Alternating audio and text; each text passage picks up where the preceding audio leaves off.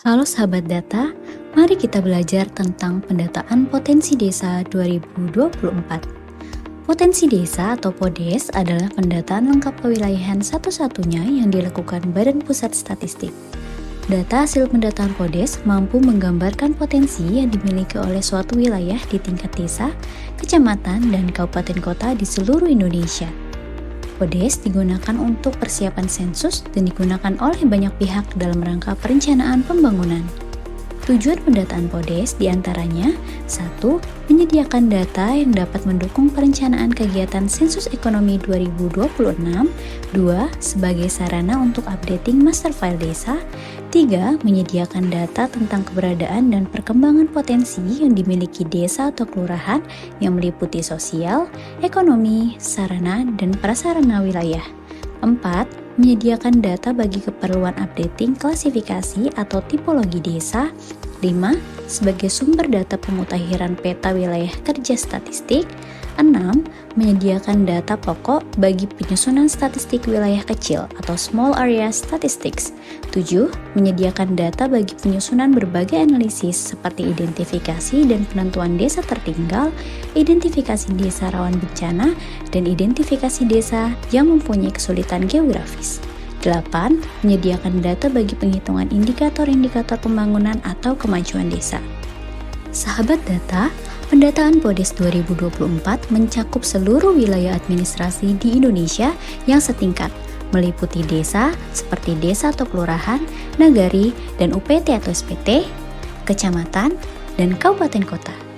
Pendataan PODES 2024 dilakukan melalui aplikasi Fasih dengan 4 jenis kuesioner, yaitu pertama, kuesioner PODES 2024 Desa dan Identifikasi SLS, 2. Kuesioner PODES 2024 Kecamatan, 3. Kuesioner PODES 2024 Kabupaten Kota, dan keempat, kuesioner PODES 2024 2T untuk desa terdepan dan terluar. Narasumber pendataan PODES 2024 diantaranya: pertama, di tingkat desa atau kelurahan yang mencakup aparat desa atau kelurahan, penelusuran dokumen desa, dan narasumber lain yang terkait dan relevan. 2. Di tingkat kecamatan, mencakup aparat kecamatan, unit pelaksana teknis dinas di kecamatan, polsek, koramil, puskesmas, PLN, dan lain-lain. 3. Tingkat kabupaten kota, mencakup sekretaris daerah, OPD terkait seperti Dinas Pertambangan dan Energi, Dinas Perindustrian, Dinas Perhubungan, Dinas Tenaga Kerja, Polres, Dinas Sosial, dan lain-lain.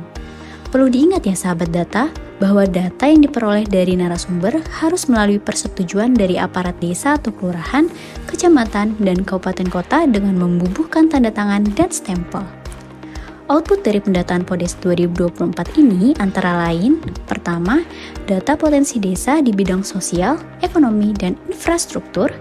2. Berbagai indikator untuk pendukung sensus ekonomi 2026, penyusun klasifikasi urban rural, dan pembangunan desa. Ketiga, indeks kesulitan geografis untuk evaluasi penggunaan dana desa. Dan keempat, daftar desa sesuai status terdepan dan terluar. Sahabat data, apa sih yang baru dari pendataan PODES 2024 ini?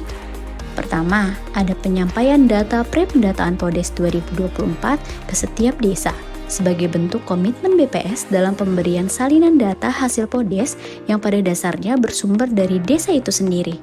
2. Penyediaan predefined daftar infrastruktur untuk kuesioner PODES 2024 kecamatan dan kabupaten kota. 3. Dashboard monitoring IDIKG untuk memantau kewajaran nilai indeks desa dan indeks kesulitan geografis. Dan yang keempat, pemanfaatan data Rexosec untuk variabel yang bersesuaian dengan PODES 2024 sebagai predefined atau validator. Sahabat data, sekian video ini, sampai bertemu lagi di video berikutnya.